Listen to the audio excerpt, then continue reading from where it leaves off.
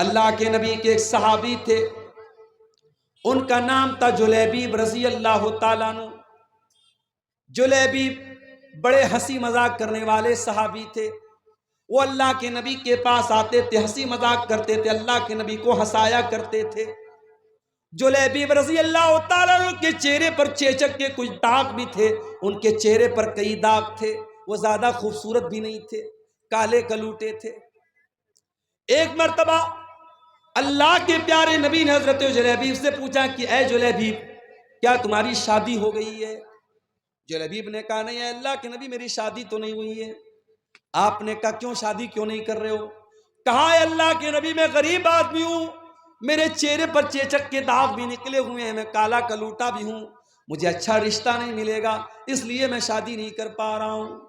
آپ نے کہا کوئی بات نہیں، ہم تمہیں ایک اچھا رشتہ دلائیں گے، ہم تمہاری شادی کریں۔ کچھ دنوں کے بعد اللہ کے نبی کے پاس ایک انصاری صحابی آتے ہیں، اے اللہ کے نبی میری بہت خوبصورت ایک بیٹی ہے، میں اپنی بیٹی کے لیے ایک اچھا رشتہ تلاش کر رہا ہوں، میری بیٹی بہت نیک ہے، دیندار ہے، 5 ٹائم کی نمازی ہے، متقی اور پرہیزگار ہے میری بیٹی، اے اللہ کے نبی میں اپنی بیٹی کا نکاح کرنا چاہتا ہوں، اگر کوئی اچھا رشتہ ہو تو بتا دیں۔ آپ نے کہا کہ آپ کی بیٹی کے لیے ایک رشتہ میرے پاس ہے۔ صحابی بہت خوش ہو گئے، کہا اے اللہ کے نبی جلدی بتائیے کس کا رشتہ ہے؟ آپ نے کہا ہم تمہاری بیٹی کی شادی جلیبیب سے کرنا چاہتے ہیں۔ صحابی جانتے تھے جلیبیب کو، صحابی کے ماتھے پر بل پڑ گیا، لیکن چونکہ اللہ کے نبی کی بات تھی اس لیے کچھ کہہ بھی نہیں سکتے تھے۔ کہا اے اللہ کے نبی میں ایک مرتبہ اپنے گھر میں مشورہ کر لیتا ہوں، اس کے بعد آپ کو کوئی جواب دیتا ہوں۔ انصاری صحابی اپنے گھر آئے، بڑے غور سے سننا میرے پیارے ساتھیوں، نبی کے دور میں، صحابہ کے دور میں شادیاں کیسے ہوتی تھی اور رشتے کیسے ہوتے تھے، ذرا غور کرنا۔ انصاری صحابی اپنے گھر آئے اور اپنی بیوی سے کہنے لگے کہ اے میری محترمہ، اے میری بیوی، اللہ کے پیارے نبی نے ہمیں ایک رشتہ دیا ہے، ہماری بچی کے لیے، ہماری بیٹی کے لیے ایک رشتہ پیش کیا ہے۔ اس کی بیوی بھی بہت خوش ہو گئی، کہا کس کا رشتہ پیش کیا اللہ کے نبی نے؟ کہا ہے میری بیوی، اللہ کے پیارے نبی نے ہماری بیٹی کے لیے جلیبیب کا رشتہ پیش کیا ہے۔ وہ عورت بھی جانتی تھی جلیبیب بڑے کالے کلوٹے صحابی ہیں، ان کے چہرے پر داغ ہیں اور وہ غریب بھی ہیں۔ کہا کہ نہیں، ہم نے بڑے اچھے اچھے رشتوں کو ٹھکرا دیا ہے، ہم اپنی بیٹی کی شادی جلیبیب سے نہیں کرائیں گے۔ فیصلہ کر لیا ماں نے اور باپ نے کہ نہیں، ہم یہ رشتہ قبول نہیں کریں گے، ہم لوگ اللہ کے نبی کو جواب دے دیں گے کہ اللہ کے نبی ہمیں یہ رشتہ منظور نہیں۔ باپ جب جانے لگا گھر سے، اندر سے لڑکی آئی، اے میری امی جان، اے میرے ابو جان، 1 منٹ میری بات سن لیجئے، آپ لوگ یہ رشتہ پسند نہیں کر رہے ہیں، لیکن آپ یہ بھول رہے ہیں یہ رشتہ نبی نے پیش کیا ہے، یہ رشتہ ہمارے پاس لانے والے اللہ کے نبی ہیں۔ ہو سکتا ہے یہ نبی کا رشتہ ہے، نبی نے پیش کیا ہے، ہو سکتا ہے کہ اسی رشتے میں اللہ تعالیٰ نے میرے لیے برکت رکھی ہو۔ اے میرے ابو جان، آپ میری شادی اسی سے کرا دیجئے جس کے ساتھ اللہ کے نبی نے رشتہ پیش کیا ہے، میں تیار ہوں۔ اللہ اکبر۔ اس دور کی عورتیں بھی کیسی ہوتی تھی۔ آج تو کتنے نوجوانوں کا رشتہ جب فوٹو جاتا ہے لڑکی کے پاس اور لڑکی دیکھتی ہے داڑھی والا ہے، نہیں یہ نہیں چلے گا، میں اس ملا سے شادی نہیں کروں گی، میں اس داڑھی بابا سے شادی نہیں کروں گی۔ کتنی لڑکیاں ہیں جو ضد کر کے اپنے شوہر کی داڑھی کو چھوٹا کروا دیتی ہیں، کتنی عورتیں ہیں جن کے نخروں کی وجہ سے شوہر حرام کام کر لیتا ہے۔ میرے پیاری ماں اور بہنوں، نبی کے دور کی عورتیں کیسی تھیں؟ صحابی کی بیٹی کہہ رہی ہے کہ اے ابا جان، اگر نبی نے یہ رشتہ پیش کیا ہے میں شادی کرنے کو تیار ہوں۔ صحابی اللہ کے نبی کے پاس آتے ہیں اور پوری بات بتا دیتے ہیں، اے اللہ کے نبی، مجھے اور میری بیوی کو تو یہ رشتہ پسند نہیں آیا تھا اور ہم تو نہ کرنے والے تھے، مگر میری بیٹی نے کہا کہ اگر یہ رشتہ اللہ کے نبی نے پیش کیا ہے تو مجھے یہ رشتہ منظور ہے اور میری بیٹی شادی کرنے کو تیار ہے۔ اے اللہ کے نبی، میں تیار ہوں آپ شادی کے لیے، آپ شادی کی تیاری کیجئے۔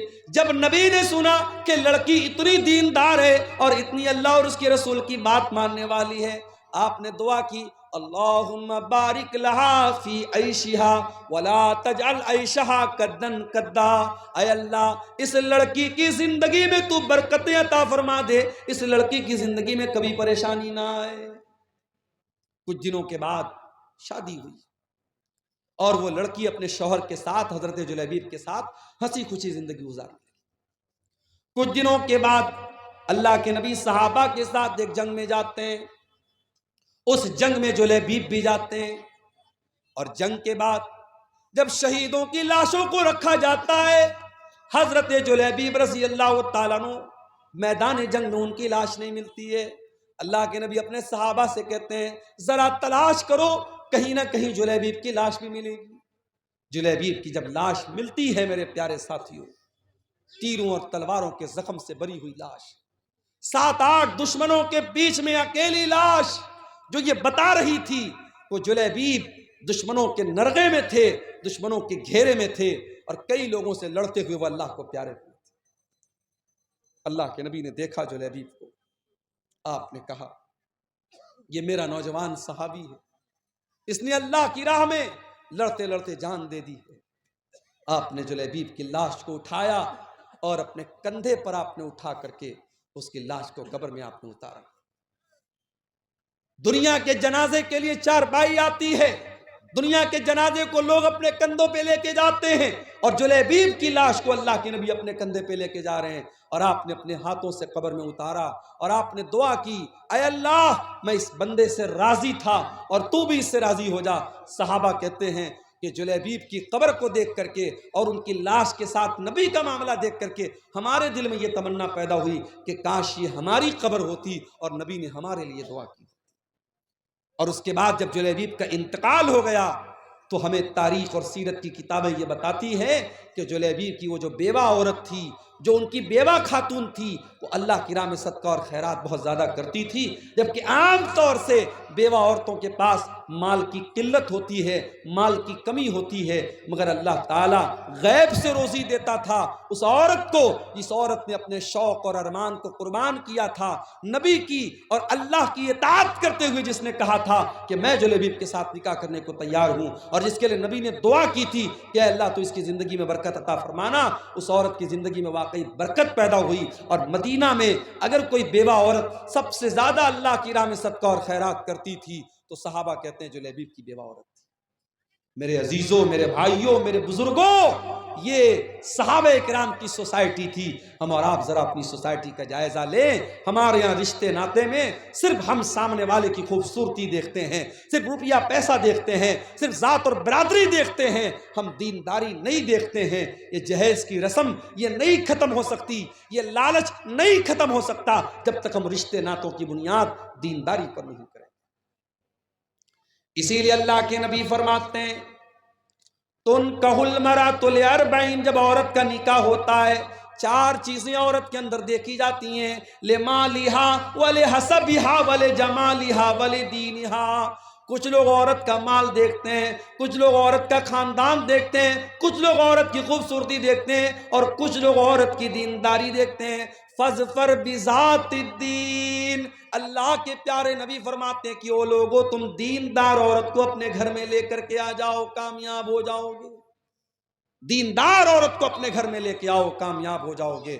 میرے پیارے ساتھیوں، آج گھروں میں ساس اور بہو کے جھگڑے ہیں، دیورانی جٹھانی کے جھگڑے ہیں، نند اور بھابھی کے جھگڑے ہیں، ہر گھر میں فساد ہے، ہر گھر میں بگاڑ ہے۔ کیوں؟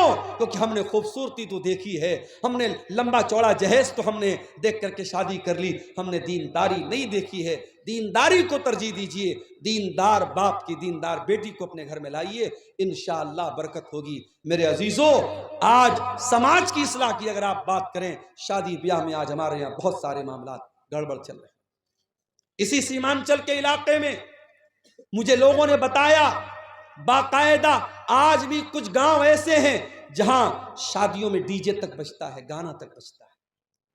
اور اسی ہندوستان کی سرزمین پر مختلف علاقوں کا دورہ کرتے ہوئے میں نے محسوس کیا ہے کہ ہم مسلمانوں میں شادی بیاہ کو لے کر کے بہت بری بری رسمیں، ابھی ممبئی میں پرسوں میں گیا تھا، جہاں علماء کو ٹھہرنے کا انتظام کیا گیا تھا، ایک میرج ہال تھا، ایک شادی ہال تھا، اوپر علماء کے رہنے کا انتظام کیا گیا تھا، نیچے کوئی شادی ہوئی تھی، مسلمان کی شادی تھی، اور سامنے جو منڈپ لگا ہوا تھا، منڈپ میں دلہن جو ہے سج کر کے سنور کر کے اور لہنگا وغیرہ پہن کر کے اور میک اپ وغیرہ کر کے بیٹھی ہوئی تھی، اور رشتہ دار سب آ رہے ہیں، مرد بھی آ رہے ہیں، عورتیں بھی آ رہی ہیں، اور سب اس کو دیکھ رہے ہیں۔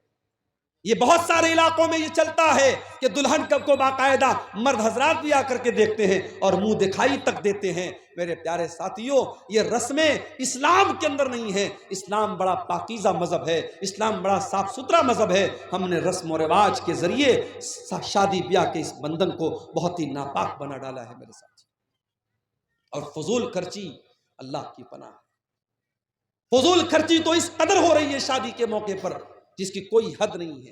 کوئی بارات پر پیسے لٹا رہا ہے، کوئی اپنی بیٹی کو سونے سے تول رہا ہے، کوئی باراتیوں پر نوٹوں کی گڈیاں برسا رہا ہے، کوئی آتش بازی پر پانی کی طرح پیسے خرچ کر رہا ہے۔ وہ امت جس کے بچے آج بھوکے پیاسے تڑپ رہے ہیں، جس کے غریب بچے آج پیسے کی کمی کی وجہ سے اپنی پڑھائی پوری نہیں کر پا رہے ہیں، جس امت کی کتنی غریب لڑکیاں شادی کا انتظام نہ ہونے کی وجہ سے شادی نہیں کر پا رہی ہیں، اس امت میں پیسے والے لوگ اپنی لڑکے اور لڑکیوں کی شادی پر بے تحاشا پیسے خرچ کرتے ہیں۔ میرے پیارے ساتھیوں، یہ مال اللہ کی امانت ہے، اللہ پوچھے گا یہ مال ہم نے تم کو دیا تھا، میں نے تم کو اس لیے دیا تھا تاکہ تم صحیح راستے پر خرچ کرو، تم نے مال کو فضول خرچی میں اور ناجائز جگہوں پر کیوں خرچ کیا؟ میرے پیارے ساتھیوں، ہمیں اس کا جواب دینا۔ اور آگے بڑھیے، سماج کی اگر اصلاح کرنا ہے، سماج کو اگر سدھارنا ہے، اپنے عقیدے کی اصلاح کرنا بھی بہت ضروری ہے میرے پیارے ساتھیوں۔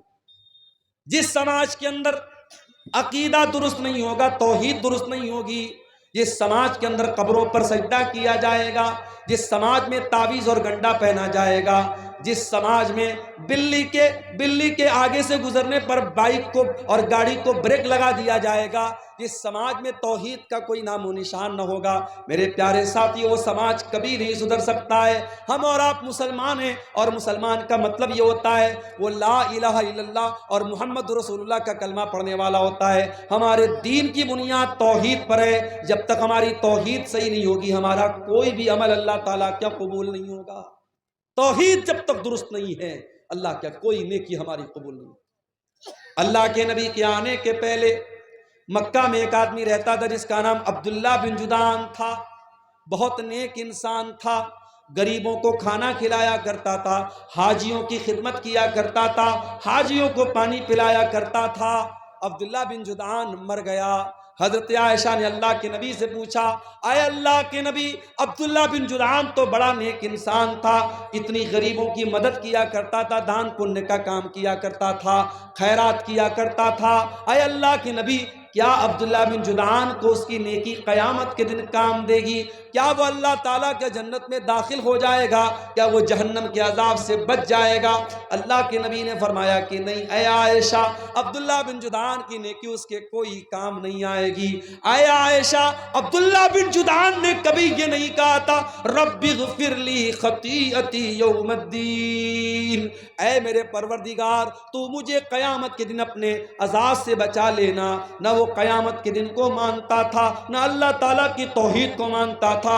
میرے پیارے ساتھیوں، جب تک توحید ہمارے اندر نہیں ہوگی، جب تک